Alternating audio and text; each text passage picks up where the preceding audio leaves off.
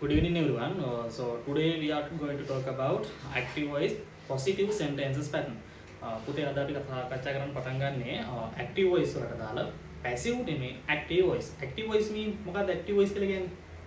Active voice කියලා කියන්නේ subjective. That mean ක්‍රියාව කරන එක්කෙනා වාක්‍ය ආරම්භයේ ඉන්න වාක්‍ය රටක් ක්‍රමයනේ.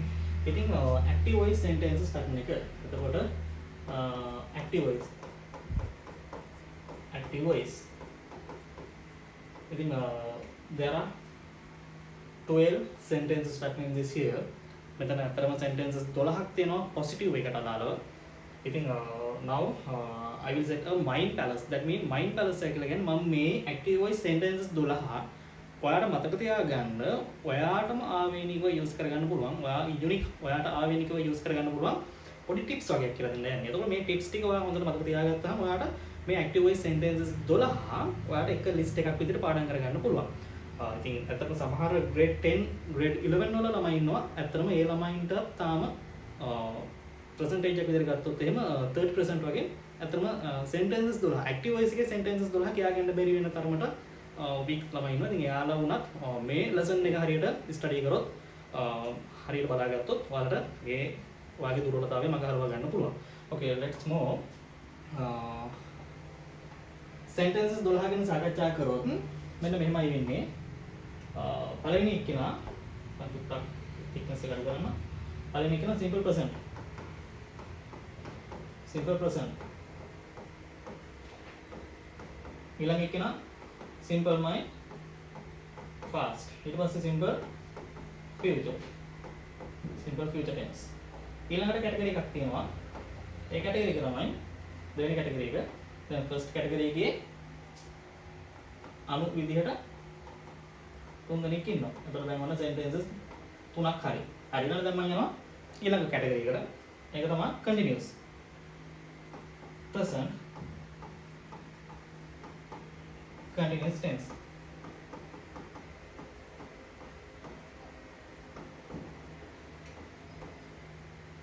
ඊළඟට දැන් present දැම්ම එහෙනම් ඊළඟට කවුද අනිවාර්යෙන් ඉන්නේ? එහෙනම් ඊළඟට ඉන්නේ past. past continuous tense.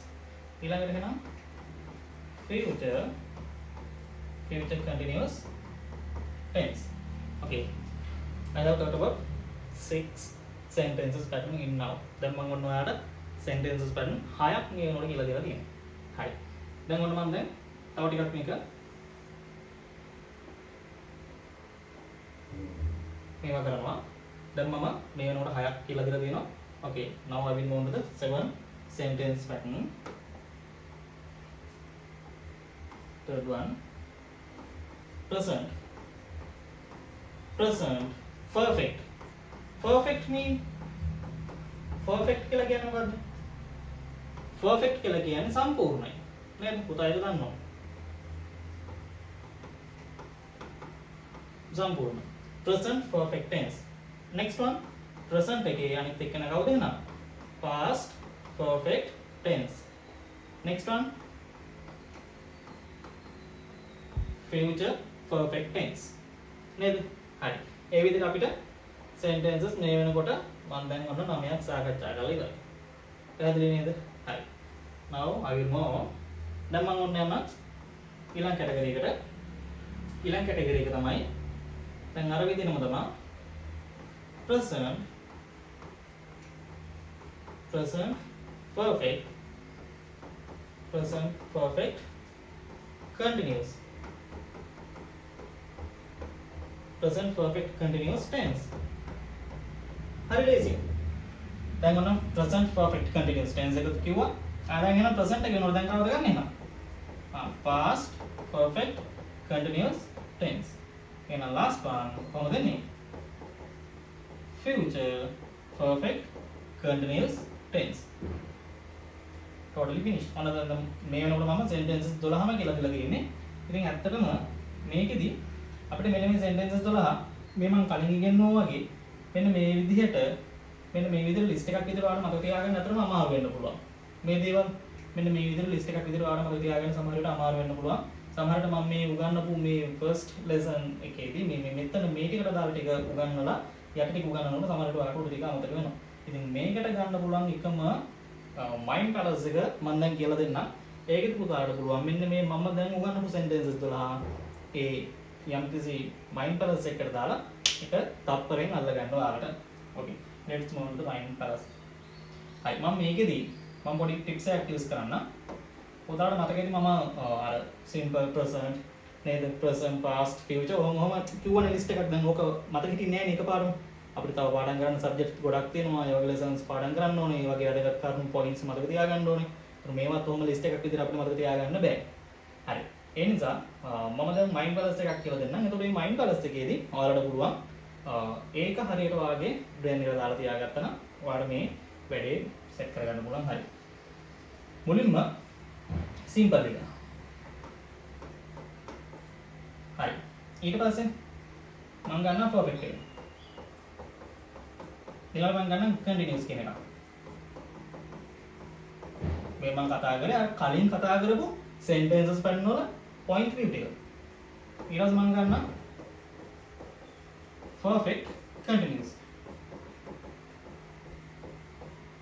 හරි. ඊට පස්සේ දැන් මේක තියෙනවනේ. දැන් ඔයාලට මතක තියාගන්න ලේසි. දැන් මේක අපි මේ ඉගෙන ගත්ත ටික දැන් අපි ඉගෙන ගත්ත යම්කිසි ක්‍රමයක් තියෙනවා අර කාල භේදයත් එක්ක බෙදලා අපි සාකච්ඡා කරා පුතාලට මතක ඇති present past future කියලා. හරි මම දැන් මෙතනින් present past future මෙතනින් මම ලොගෝ වල ලියනවා tense කියලා. මේ tense කියන එකේදී s එක වෙනකොට සමහර අය c එක යූස් කරනවා. that rule is totally correct. ඒක මම වැරදි කියන්නේ ඒක හරියි. හරි දැන් අපි බලමු අර විදියට. දැන් මේකේ simple category එකේදී විතරක් simple කියන එක නම් ඉස්සරහට එනවා. ඊට පස්සේ අපිට කියන්න තියෙන්නේ බලන්න මම දැන් මෙහෙම කිව්වොත් ඒක ඔයා මෙතනදී මතක තියාගන්න but ඔයා මතක තියාගන්න simple කියන එක විතරක් ඉස්සරහ දෙනවා. simple present tense, simple past tense, simple future tense. හරි ලේසි නේද? sentences 12ක් මතක තියාගන්න. 12න් 3ක් මතක තියාගන්න. හරි ඔන්න මම දැන් යනවා ඊළඟ එකට. present perfect tense, past perfect tense, future perfect tense. ඔන්න දැන් sentences 12න් 6ක්ම ඉවරයි. හරි. ඊළඟට මම යනවා ඊළඟ කැටගරි එකට.